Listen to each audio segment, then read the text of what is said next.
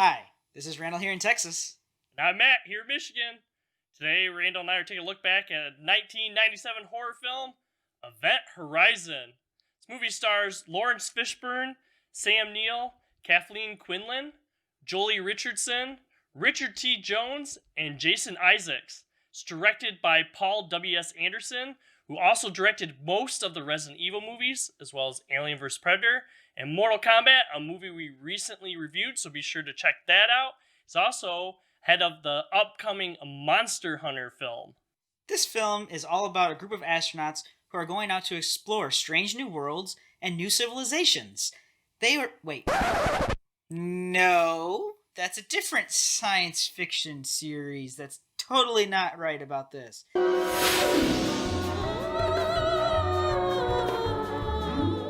Event Horizon is all about a group of astronauts who are going to explore why the ship Event Horizon, which disappeared many years earlier, has all of a sudden popped up around orbit of Neptune. They're going to explore where the ship disappeared to and see what happened. The ship has definitely come back with something sinister on board. This film had a $60 million budget, but only made about $26 million in the box office. It was definitely a critical and financial failure when it came out. It has definitely made a small but very loyal cult following, including myself. Matt, what did you think upon rewatching Event Horizon? You know, this is a pretty interesting film. I got a little bit of a confession to make. I've seen this movie several times before, but a lot of times I'd always get this movie mixed up with Spear. I don't know what it is. Maybe it's the whole gravity engine big, circle thing, people go to and then weird things start happening. Sphere the same thing. This weird sphere that Dustin Hoffman and stuff, whenever they go to or get inside the sphere, that's when weird stuff starts happening. So a lot of times when thinking about these, I'm like, all right, which one is this one? Which one is this one? Oh yeah, that's right. Yeah, I think I've seen Sphere more, so I think I have a little bit more nostalgia for that movie. But this movie, I definitely remember watching and stuff, and it's still a pretty enjoyable movie. It's definitely one of my second favorite sci-fi horror film behind Alien, because everyone's favorite is Alien. So I'm a little bit more nostalgic for it than probably some people are. And one of the things when I started researching for looking at this was finding out that this film was actually cut from 130 minutes down to like 96 minutes or something like that to its actual runtime. It's still an interesting watch, but it would have been really cool to see that like longer vision that was set forth for it, because it does seem like this film does rush through most of its climactic ending. What's kind of interesting is during the writing process, this movie's kind of inspired a bit by The Haunting and The Shining and, Warhammer 40,000, which a lot of people are like, yeah, this is like a prequel to Warhammer 40,000, in their head canon and stuff too. Maybe the ship went to the Warhammer 40k universe, but Yes, yeah, exactly. I could definitely see some references to like The Shining. We have like the big like pool of blood and stuff in this movie or where the blood just rushed down. I'm like, all right, I kind of see The Shining. It to me, this feels a little bit like Hellraiser or a little bit of like Jacob's Ladder when all the crazy stuff starts happening on the Event Horizon. yeah, because the film starts out and it's more or less like a normal science fiction film. You have this crew and they're in hypersleep and they're on their way out to Neptune, and it's fairly by the numbers. And then all of a sudden, little by little, things start happening. They start hallucinating. They start seeing things. They get this weird distress signal from the crew, which is in Latin, which Jason Isaacs' character can speak Latin. Save me. Just bit by bit, things get a little bit weird, a little bit weird, a little bit weird, and then the floodgates break, and everything goes from weird to just like crazy. And that's where I think the runtime would have helped, where you could have step until you get to that eventuality, instead of there having to be like the dam breaking. You had mentioned, kind of like The Shining and Stanley Kubrick and everything. One of the things that comes to my mind is actually more like Alfred Hitchcock, where, at least in the early goings, it's more like let your mind be what scares you.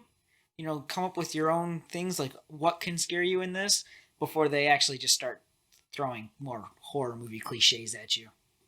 That's the thing too. This movie has quite a bit of jump scares, but I don't know that I really jumped at any of the real jump scares kind of things. Well, you know they're coming. But that's the thing too. Maybe part of it is because I've seen this movie a few times before, even though it's been a while since I've seen it. But one other part, I was thinking of like Sam Neill's wife, and I don't feel like I really got the connection between like Sam Neill and his wife. I was kind of almost thinking of the time, like kind of like, oh, are we gonna find out that like his wife was actually on the Event Horizon and stuff, and that's part of what drives him to figure out what happened to the ship. But really, this movie just kind of plays off as like, oh well, he made the ship, and you know he wants to know what happened to it. His wife committed suicide, so like he's haunted by that, and that's his ghost from his past. As the ship confronts all of the different crew members with things from their past, he has to relive again his wife's suicide, and other characters have to relive decisions that they made, like losing a kid, or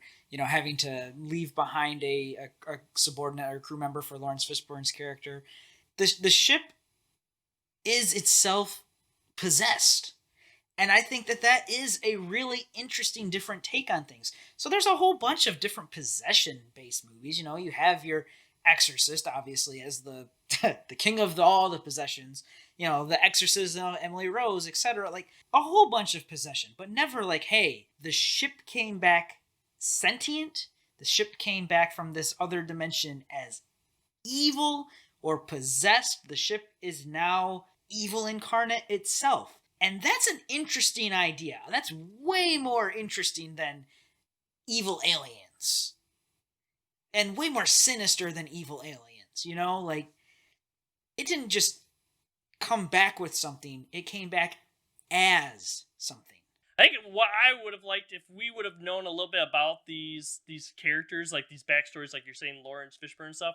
If we knew some of those things about them before the bad stuff started happening, I think it might have rounded them out a little bit more. We basically don't find out about these real impactful things until later on in the film. With Sam Neill, you kind of get like flashes like of his wife, but we don't really understand why until like late in the film. So I guess me personally, I would have just liked to see those before instead of being kind of like, oh, stuff is happening. We're now going to tell you about these traumas that they have deep inside. I remember, especially in the 90s, and almost like when we were talking about Wing Commander. If you haven't seen the Wing Commander review, watch it. When this came out in 1997, I was 12, and I saw it when it came out on video, and I shouldn't have been watching this. I was way too young to watch it. And the same with Sphere. It was just, hey, this is science fiction, and I like science fiction, so maybe I'll like this, And that's why I watched it. My question, or my ask to you is, do you think that we should have watched it back then? Yeah, I mean, it's one of those things, when you're a kid, that's kind of what you want to do. You want to kind of see those weird ones. But yeah, looking back at it at the same time too, I don't know necessarily that was necessarily the right age to experience the movie for the first time. I, again, am an unabashed liker of this film. I'm definitely in that small cult following of this movie. It's one of the movies that when my wife and I were dating, I showed to her, like, I wonder what she's going to react to this. Huh? Like, just to see. Not saying that I would condone doing that, but...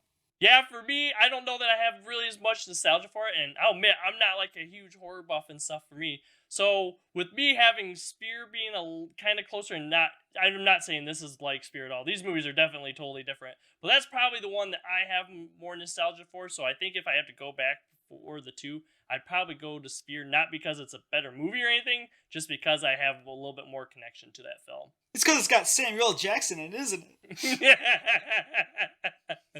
This is a first. Well, what do you guys think about Event Horizon? What do you think of our review? If you like it, be sure to give us a thumbs up. Also, be sure to hit that subscribe button if you haven't already, and turn on notifications to get notified when our videos are coming out. Check out our Facebook page. We'll let you know a day before our videos come out to show you what the topic's going to be. Also, be sure to check out our upcoming live review. We're going to be streaming it live on October 12th, so be sure to check that out as Randle and I go through a movie for you live so you can see exactly how we go through these. For now, I'm Matt here in Michigan. Have a good day. And I'm Randle here in Texas.